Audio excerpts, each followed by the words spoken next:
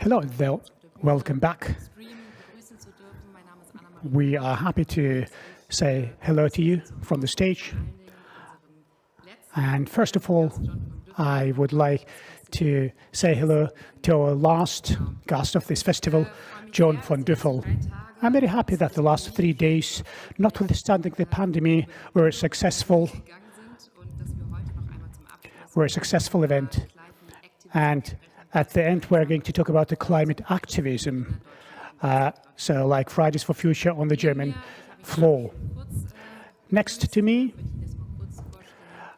I will shortly introduce John von Düffel. He's a writer, dramaturg at Deutsches Theater Berlin, and also a passionate swimmer. Okay, it's a very important information, if not necessarily political information, but still. Water is his life theme, and you can't say it more precise. 15 books he has published meanwhile. Many of those are dedicated to water narration, and in the centrum of our talk today is the novel The Burning Lake. Thank you very much for the invitation. As I said, we would like to talk about your last novel, where you mentioned Fridays for Future. And at the end, I think I would like to ask you about your the most recent book, which will be published in March 2021. So mind that, and you can buy it. So Water and Other Worlds. That is the title of the new book. And according to the information from the publishing house, it will be about climate and also about the new poetry and poetology of nature, description of nature. And I'm very happy to talk about it with you as well. But first of all, we are talking about the current novel, so the Burning Lake. So this first German Fridays for Future novel goes as following. So the feminist Hannah comes back to her native place where her father has just died, and she has alienated herself from him. And she is going to take care of the heritage of him. And she's encountering her last school friend, Vivian, and they are drinking and speaking a lot, but they also are talking about a daughter of Vivian, which is very active in terms of politics and ecology, and she is admiring the Fridays for Future as a movement. In the background of the novel, it's a lake and a lot of interest which are crossing. The lake is going to be naturalized, and the parents of Julia want to establish a nice landscape and a nice scenery out of the lake. And many interests which are deviating from each other, and a lot of arguing in the background. Before I tell too much, I'm very happy to introduce John von Düffel and let him read from his novel. And I pass the word to Ian. Maybe I want just to mention that the main question was and is, should we save the world climate if we're trying to save this lake? On other way around, should we save the lake in order to save the world? But let's start from the beginning of the book, and I'm going to read the arrival of Hannah in her place of her birth.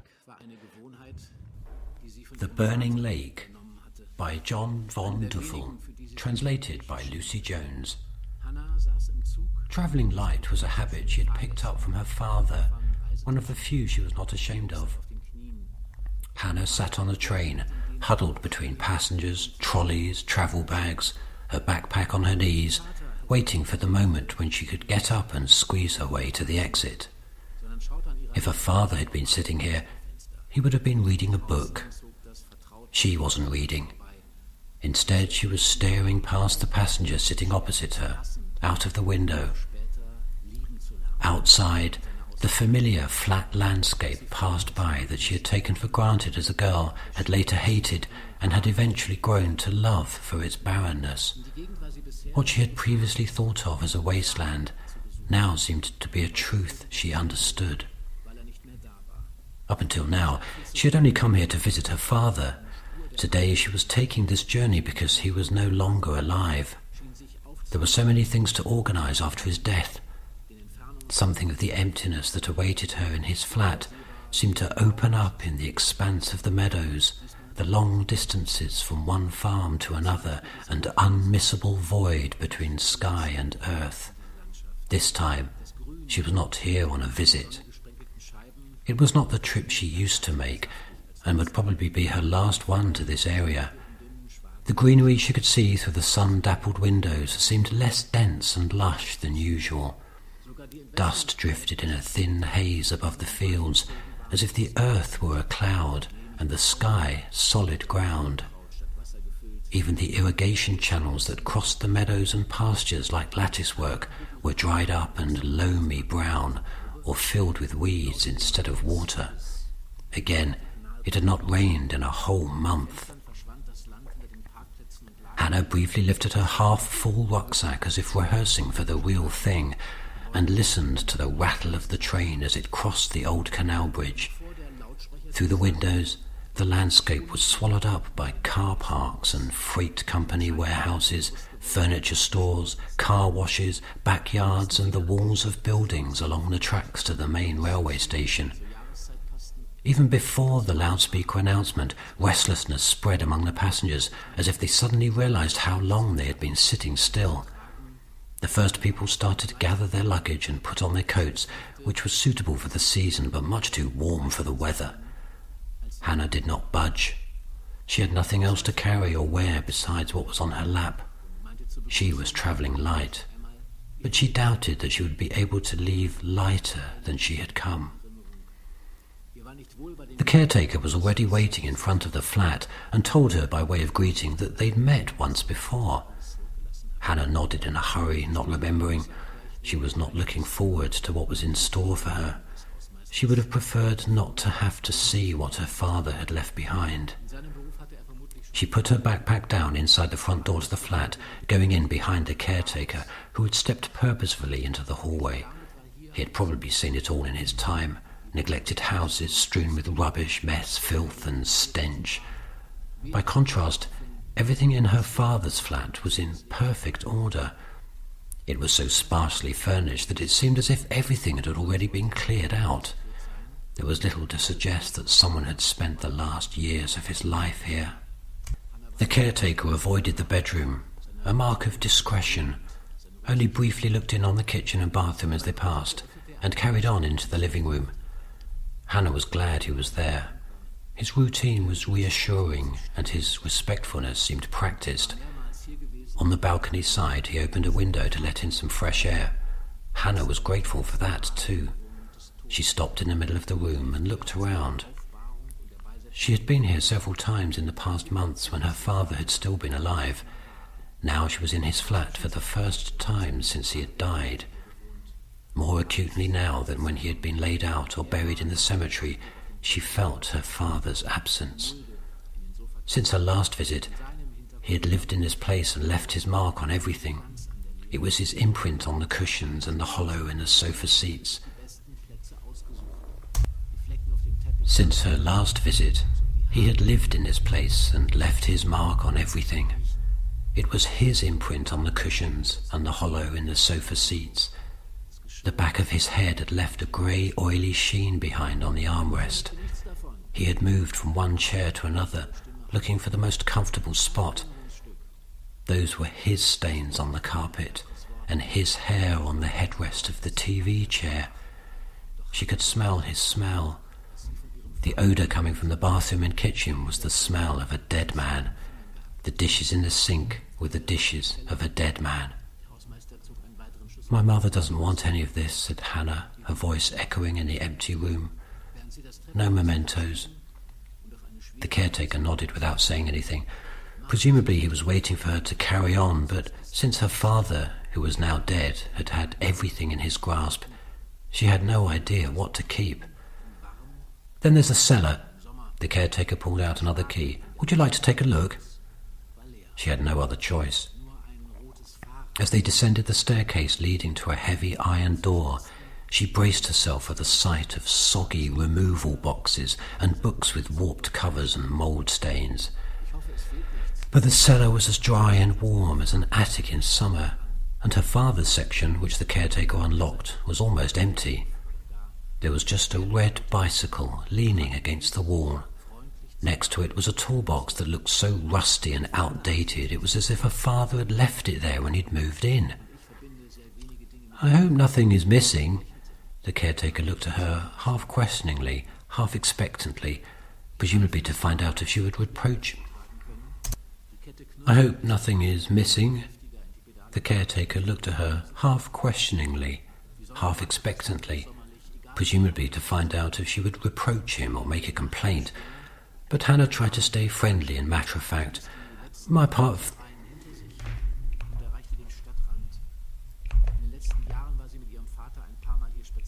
"My father didn't have a personal connection to many things during his lifetime, and I don't connect many things with him." She smiled, but she felt like bawling her eyes out. The tyres could have done with pumping up a little more. The chain crunched alarmingly every time she pedalled harder, but she managed to make some progress. The sun was scorching, as if it were midsummer. No matter how cold the water was, Hannah would warm up quickly after a swim. She passed the last rows of houses and reached the outskirts of town. In the last few years, she had been here with her father a couple of times and knew her way around the area, which looked like any other place. She didn't spot the lake immediately.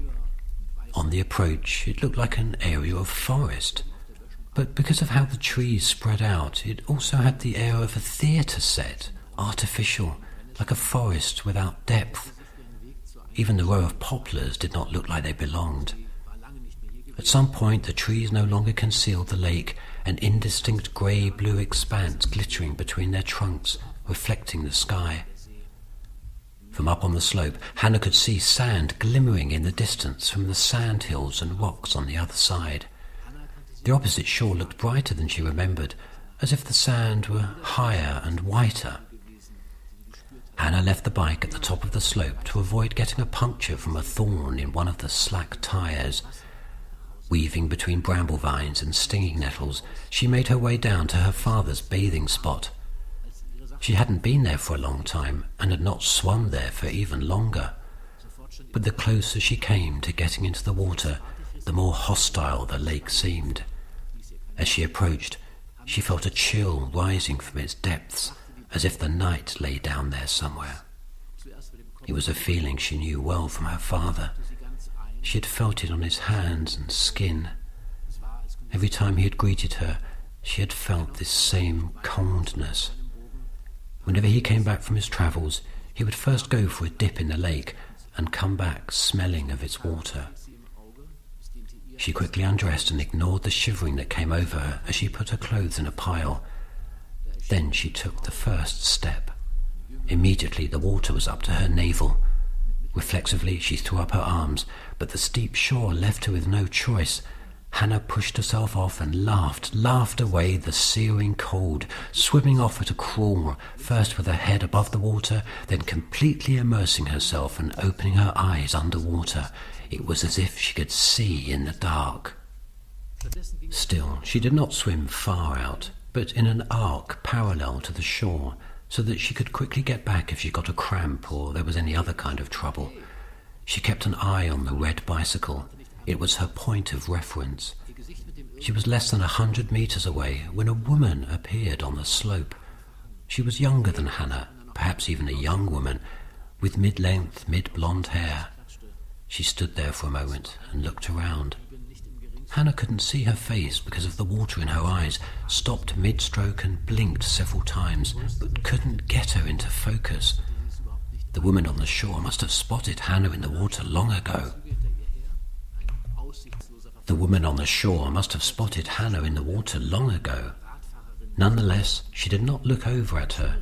Instead, she crouched down briefly in front of the bike, stroked her hand over the saddle, then climbed onto it and rode off. "Hey!" Hannah yelled. "Hey!"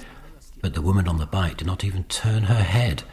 Her face, girlish in profile, was hidden by her mid-length, mid-blonde hair. "Hey!" Hannah shouted again as loudly as she could and slapped the wall. Yeah, thank you very much, John von Düffel, for this very nice reading that you've just done for us, which brings us into the landscape of the protagonists and the affinity for swimming, or the affinity to the element water, seems to be, and that you seem to have, she seems to have inherited from her dead father, but somebody also with an ecological conscience, and you can't really see this. And I read this with my students in a seminar in Potsdam, and once again we were discussing about the question is, why is Hannah the person who's telling the story in this? Why is she the main protagonist?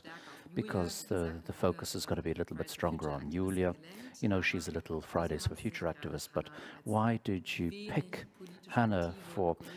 You know, she's not really an environmentally conscious or an environmentally active protagonist. Yeah, there are two reasons. You know, Hannah is for the middle generation, the generation of, you know, sort of like she doesn't have children herself, but her school friends have children, or at least, you know, it's like Julia is the daughter, and she's really political, very active, and she's really like making things hard for her mother. But you know, this middle generation is the generation, is the generation that has really been spoken to, and this is the generation that's now sitting at the levers of power and who's deciding how things are going to be, deciding how power is going to be exerted in the future. And this is why I've made this presentation in the book as it was. It's and that she's not really a participant in this whole ecological or climate political discussion. Everybody everybody's found their niche and everybody's found their role, but the responsibility for this whole thing, and to assume this responsibility, you know, sort of like there are no real people who are the middle generation who are really ready to do this. Sort of like, you know, you look forward to these, you know, if you look towards the older ones, then there's sort of like, then there's, you know, there's the anti-AKW demonstrations in the older generation, but for the middle generation, there isn't this protest culture. And we're trying to play on the differences between these different generations here. The brother of Julia, the activist, Marvin, you know, sort of like this is a very silent observer of the world. You know, he's more of a watcher. You know, he's not an activist. And the second answer is maybe for the poetry involved, and for climate fiction is, you know, it's very decisive that, you know, that even if you've got a point of view, or whether I have a point of view, that you know, sort of like, my protagonists in the books don't necessarily need to be a vehicle for my thoughts and my point of view, and I could only tell the story with the view that can be unsure. He doesn't know where he belongs, what he thinks, and what he should see, and what he shouldn't see. But you know, it's a lost type of figure he's a black hole of sorrow, and he has to find his way in the world. You know, he doesn't even have a sort of like a bar counter opinion here, but he doesn't know where he's going, he doesn't know what he thinks. And so then there's my voice and all these voices, and then there's also the climate activist standpoint as well, viewpoint that's in the book as well. And of course this is you know, sort of like, and this is a way of reaching readers that haven't really delved into the whole ecological or climate discussion or topic. And, you know, sort of like you can recognize yourself in the figure of Hannah. You know, sort of like if you don't get involved in the ecological crisis. And I think that through her we can really see that there is hope, and that you can really see that. I think that you have to see that, you know, sort of like there are really burning souls, or burning, if you take, you know, sort of like there are seas that burn. I mean, if you look at India, there's a sea near Bangalore, this is Silicon Valley of India, that is so pollution that it's actually burning. that when you've got storm conditions or whatever, when it's really hot, then the sea can actually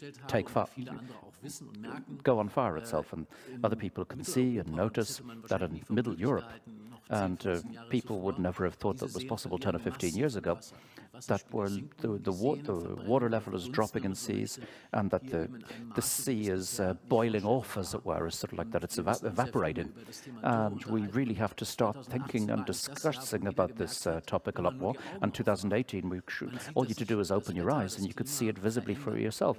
That climate is different, climate is changing. So like anybody who turns on the weather on the news, or looks out of a train window, that the meadows aren't as green as they were before, that the woods are not the same as they were before, that you can see that this amazing, everything's dusty, everything's really amazingly dry.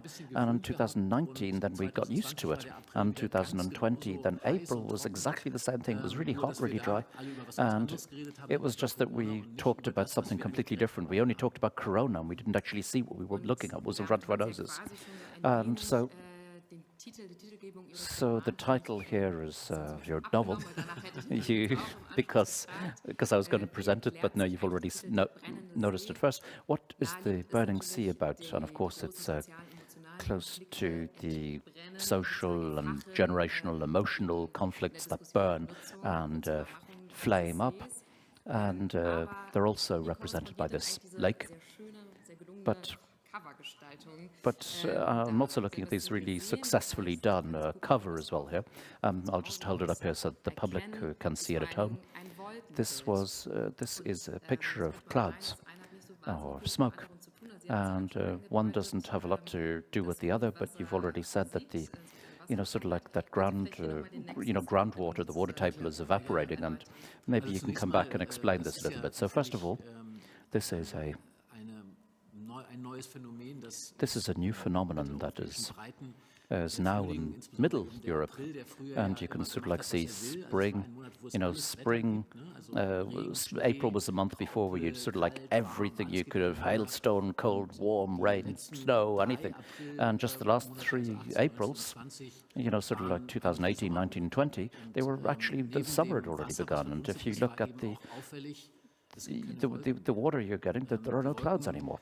And the clouds even the clouds have changed. And, sort of like clouds are always used in literature because they're a natural phenomenon on the other side. And at the same time, there's something that's fantasy. If you look at the clouds are always a form of fantasy. And they always take on forms and shapes. And we know at the same time that it's more or less, only sort of like H2O and another type of aggregate, but these clouds for me, they've changed. The clouds that I remember from my childhood, and just up to about 10, 15 years ago, they were clouds that had the power to rain on you. And these last Aprils that we were talking about, and April is in the book, that the clouds have lost the power to rain on us. And there's this dead writer he wrote a book, and sort of like he called it his cloud book.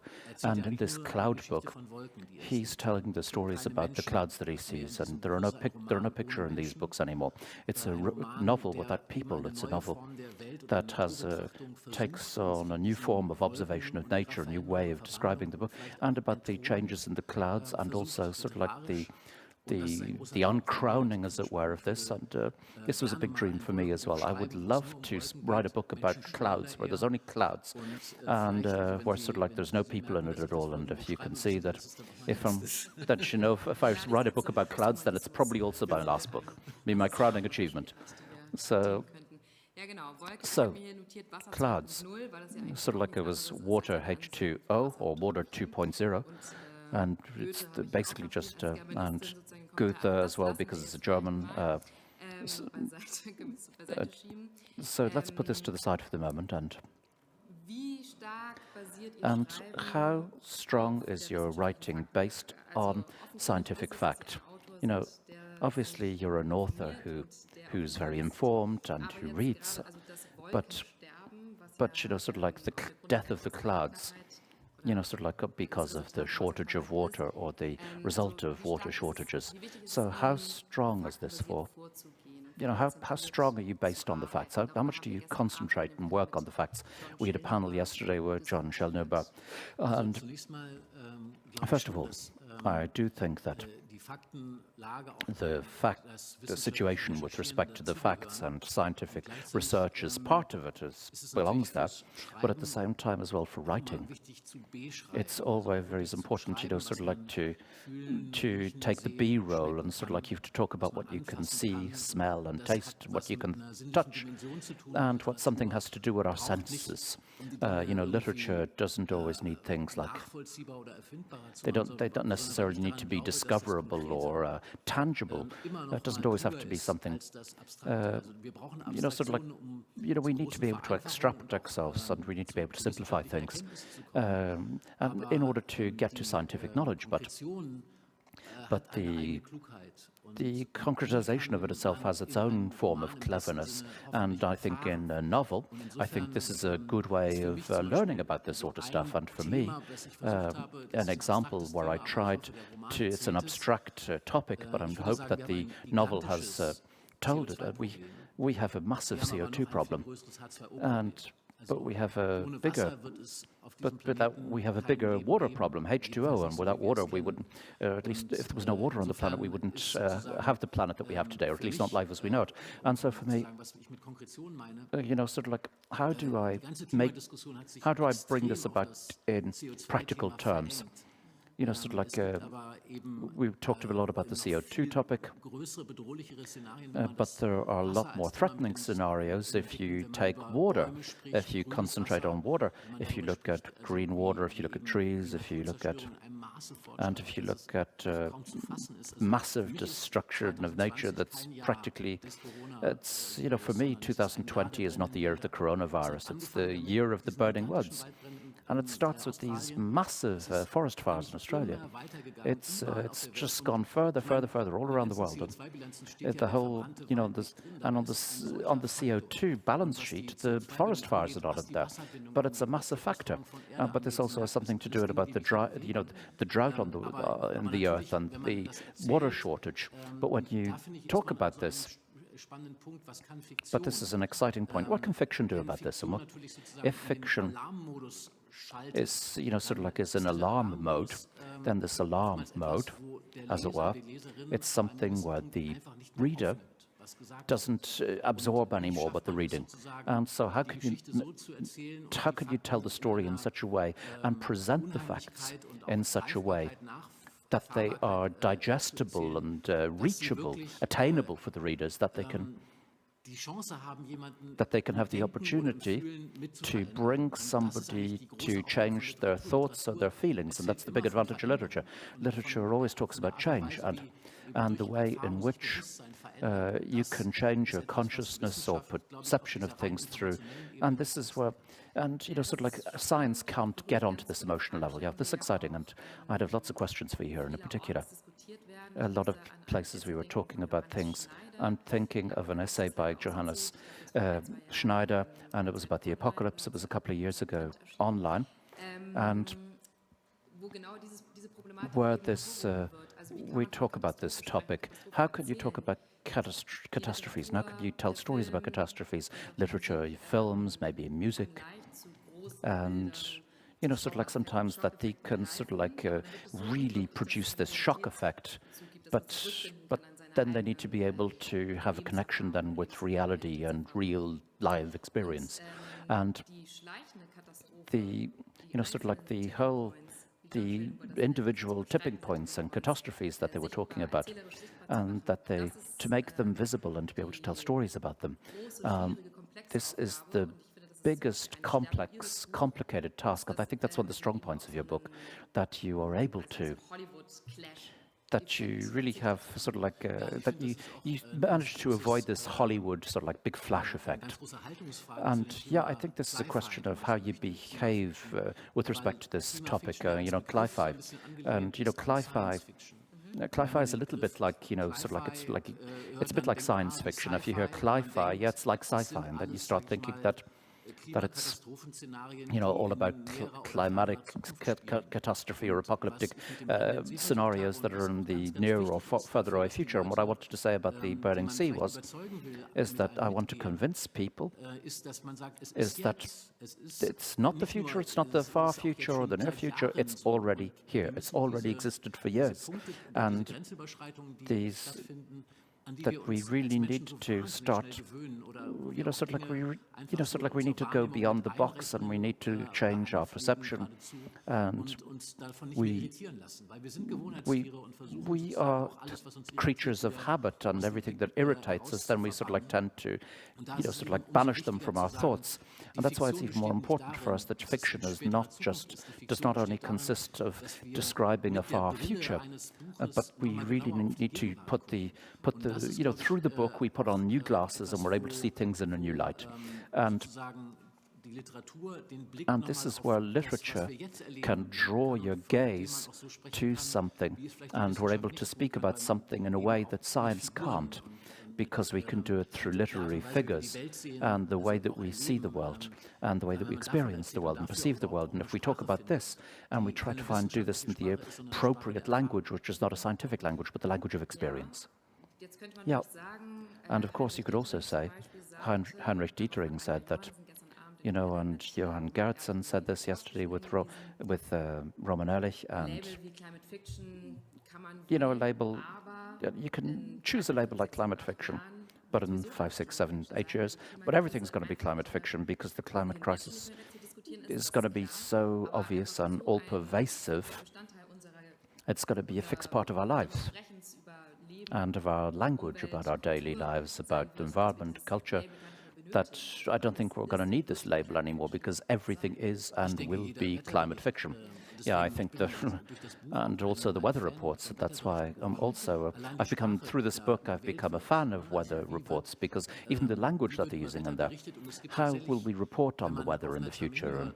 And if you listen to it properly, if you listen to weather reports where you sort of like think I'm already in the science fiction here, that if you all, you know, sort of like all the weather reports in my book are also all from April, and in Berlin and Brandenburg, that you couldn't take surface water to water your garden for irrigation, because the woods were burning so hard that you sort of like say that you had to have a bucket in front of your door, you know, to extinguish fires. And you sort of like think, how could this be possible in Germany? You know, this is yeah, it's kind of, it's already getting a bit Hollywood when you have to describe things in such a drastic way. But just now come back to your book, Fridays for Future. I'm not going to get too involved in this, but from a generational perspective, you're more the parents for future rather than Fridays for Future. And just to give the younger generation maybe a voice, did you feel ill at ease, or was it good for you that the young people found the voice? But for me, it's not young people. They are people that have a lot of connections with me, you know, sort of like I'm a father myself, and my daughter is 13, nearly 14, and I have had a lot to do with students, and I was at the Art Academy, and, you know, but I don't teach like a professor. We always try to do sort of like workshops rather than working directly from texts. And, you know, you really see how the struggle is with respect to this climate topic, and I think this is to give this topic of its own voice, whether it be theatre or poetry or literary works. And so for me, it's practically a daily part of my discourse. And quite sincerely, my student or school past was marked by protests against atomic power. And I would still go on the streets tomorrow for this. And sort of like, this is where you sort of like, oh, maybe this is where it all began. Friday for Future, I think, was started at the right and appropriate point. That for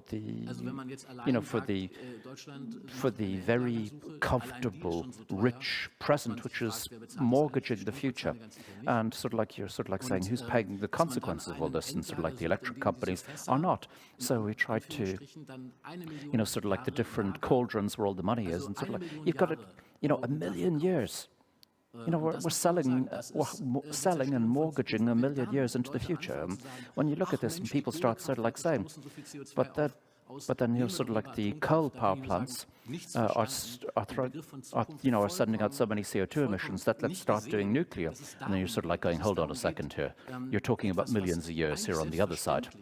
And it should actually be self-evident. It should be obvious that generations, whether it be grandparents or parents of children, we should make sure that we can continue to subsist and exist on this planet in harmony with nature and with the flora and fauna. And this is a struggle that you've got to keep fighting for. And I think that if you don't, it's a sign of perversity.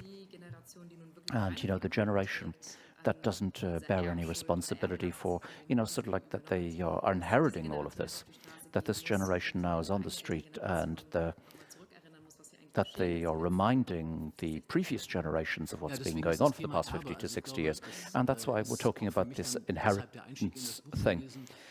And that's why it was in the book, because I think inheritance in every sense of the word, what are we giving materially to our children, but also what problems we're transmitting to the future, and also the inheritance of thoughts, of the spirit, of what type of political processes or strategy, what are we giving on as inheritance and heritage to our children? And, this is what's enabling life and what's destructive, and what type of example or what type of images we should have, or what type of bad picture we're giving. And I don't think that there's a budget in the world that talks about that we're talking, saying, how does this, how sustainable is it? Where is it coming? What's the environmental impact of all of this, and how many animals have to die for all of this? I don't think there's a budget in the world that deals with these questions properly. And people who don't see it in an inclusive and holistic manner. I'm talking about politics there. And what has the younger generation, the students, the young people, or maybe even your own daughter, how do they react to your book? Was there a reaction? Yeah, of course. There was a great start to the book, and not because of the book, because I think it's a new way of dealing with the topic and communicating on it, because it started with, in February 2020, I was in Graz in Austria at a student forum where we were talking about Fridays for Future and Extinction Rebellion. It was dealing with all this. I was in Düsseldorf, and I also was on podiums, and I was on panels where this topic was discussed. And it wasn't like a reading. It was in the form of discussions, and it was a really deep argument, quite a loud arguments between people. And where there was not a lot of love involved, and you've got to deal with it. And yet, and this is exactly what should happen with a book, is that it should be controversial, to the point of making people really bitter with one another. And then this is what we saw then, was the big silence, and then people concentrating their gaze on one topic. And I think we could have thought about this. I think due to Corona or whatever, so people were anxious and they were so panicked about Corona that they had blinkers on. They couldn't see anything else, but they didn't have any more energy left for climate change, which is a much more real and urgent topic, in my opinion, and which requires a lot of energy and action for us. But it wasn't possible this year. And so then there was this massive silence on the topic and this lively discussion. And I hope that we will come back to it. So I think that we, we shouldn't overplay crises or whatever. They are threatening, but it's also human that you have to be able to overcome reality and deal with reality, and you can't deal with many crises at once, I suppose. But when you started with writing, did you Did you want to inspire people to change the way of thinking? What started first? You sort of like say, okay, sort of like was that you sort of like thought that this burning lake was that really annoyed you because it was so dystopian. What gave you the impulse for it? And is that what sort of like said that I've got to write about this? So I'm just going to say something here about Corona. I don't want to underestimate or to play down Corona. I'm just saying that Corona as a generation topic wasn't really talked about either. It's exactly like climate, you know, sort of like with respect to the young and older generations. And if you talk about Corona, I was in Lüneburg and there was an event there, and in the middle of the Corona crisis, where we could still have events during the summer this year, and it did take place as planned. And the big question was, why the young generations, why are we asking them to make efforts? They're giving up a lot of freedom, they're giving up a lot of their life for the benefit, and of course it's legitimate to protect the very older generations. And how are we going to pay this back afterwards? Is there going to be, are the older generation, are they willing to give up a lot of freedoms and things for the younger generation? And I think that was an interesting topic as a generational issue, but that's another discussion. So just to come back to your question, first of all, I would like to say that my main topic, water, but also the generational question, in this, it became more meaningful, and then it sort of like got political all on its own. It was a political topic for me, and it's becoming even more a political topic because I really must think about Bertolt Brecht when he was talking about nature, and he was talking about trees, and he also did this poetical language, but we also have to talk about political things. And he was also talking about the people who are coming afterwards. He was saying he was sort of like, what type of generation is it now? Because sort of like you were practically a criminal because you're talking about trees. And I think you can see it at the moment. You can sort of like see how times have changed, and you sort of like say, what type of era are we living in? Because sort of like silence over the trees is now a crime, or now we have to talk about the trees, we have to talk about nature, we have to talk about water. These are the political topics of today, and this is why I picked this for my central topic, and I couldn't do things any other way. But to write a novel, of course, the main thing is played out by the characters and who carry the story and through their anxieties and their feelings, and these are anxieties for the future. And of course, I was really, preoccupied by this topic of heritage and inheritance and what's left after us when we pass on, and how am I going to deal with this, and how do we, the older generations and the very older generations, what type of planet are we leaving behind us for those who are coming afterwards? So you are the second author on the podium here, who's also quoted Brecht, which is really interesting, Brecht and the trees. And I think it's true that it's good, it's legitimate when you're talking about the ecological crisis like this. Lauren Graff is an author who's very concerned by this, and I think last year or the year before that, Florida, who had a book, and she said in an interview, which is something which has stuck in my mind, all fiction should be climate fiction from now on. It was extremely important for her to, it was an appeal to her colleagues. Yeah, I think it's, as I get older, and I'm somebody who goes into the woods and walk, or I go walking on the side of the river, and I take into account what I see. I see the wonderful light on the water and the woods, and this is beauty. You can see this and perceive it. But I can also see how the water level sinks. I can see how trees are dying. I can see that on the way from my house to the train station. I can see that because there are several plants that aren't there anymore because the water level is sinking, and I can see this, I can perceive it. And I think that, of course, literature could convey this. It can politicize the gaze that you cast on events that occur. And I think that not only as authors, but also as people who just normal citizens. I think we have to cast our political gaze on this, and not just through literature, but I think it's not just that all literature is going to become climate fiction, but I don't think even on a daily basis we're going to be able to look at things without thinking about climate change and climate crisis. But this is, I think it's coming, and if we don't start dealing with it, then it's going to be forced on us at one stage. And that was just the question afterwards. Is this a new form of politically committed and involved literature? And now this is going to be the transition to your new book, which is going to come out into February 2021, where you're going to talk about a new... So we're going to take some text about this. So what do you mean about this? So the critical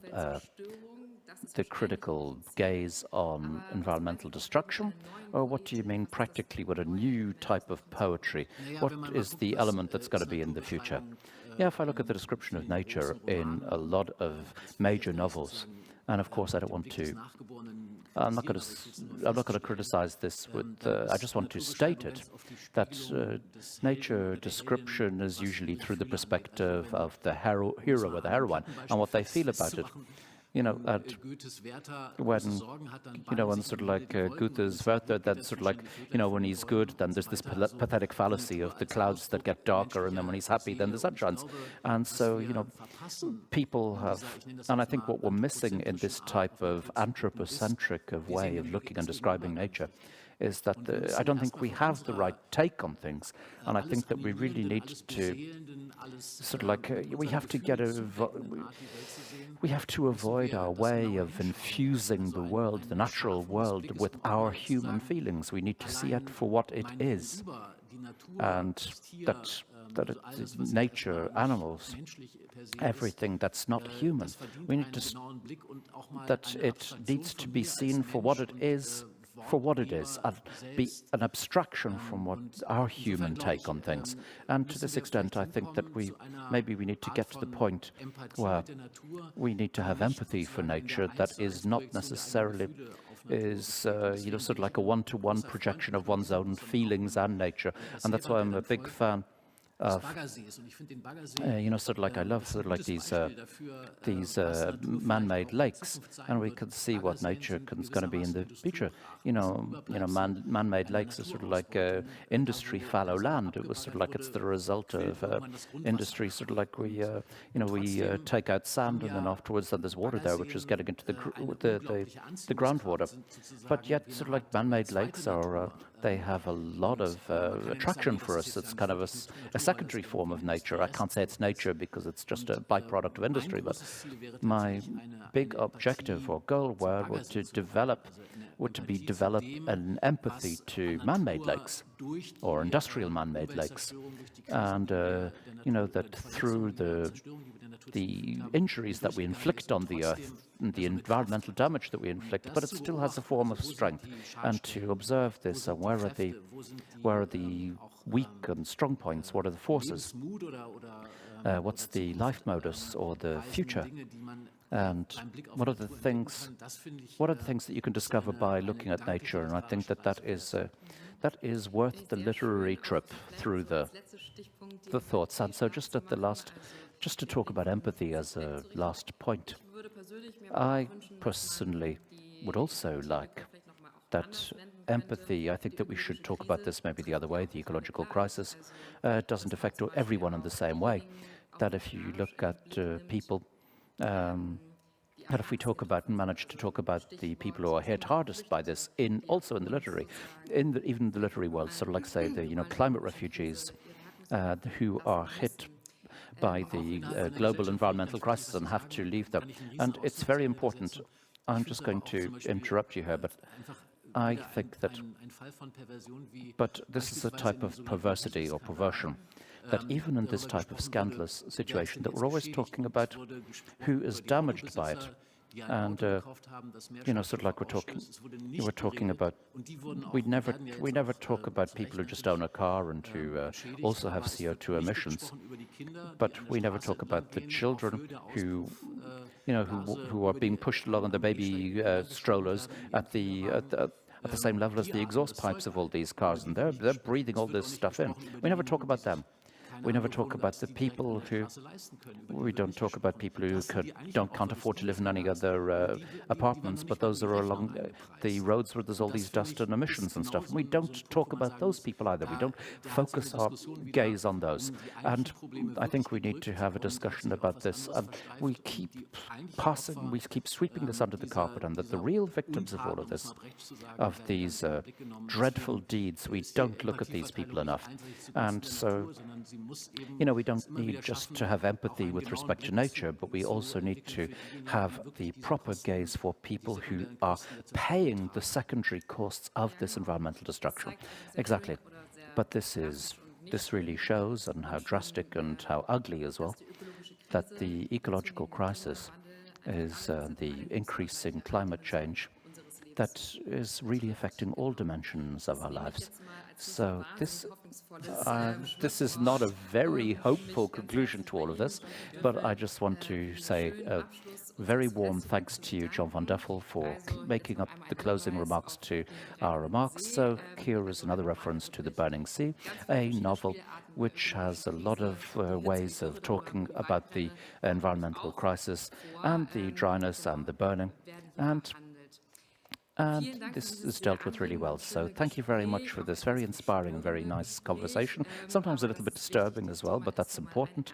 And we need to take this topic seriously from now on. And now, after 3 days, here we are at the end of our trip through the Climate Fiction Festival. And I would like to thank all of you, viewers and listeners, and our authors and curators. I would like to thank you that you were able to get this festival off the ground, and I would also like to thank our technical team. Thank you for having succeeded. You know, this was a completely normal festival, and you managed to do it in a digital setting, and you managed to do it through a pandemic, and I'm so thankful to the organizational team as well that we were able to do it as well. And then I would also like to really express my warm thanks to the translators and interpreters. And, you know, this was thanks to you that we were able to have this festival in 2 languages, in German and in English. And that you also deserve a mention here. So now I'm just going to give you the artistic director of this festival, Martin Sergen. So thank you very much for being so attentive for these last 3 days. Stay safe and keep in touch.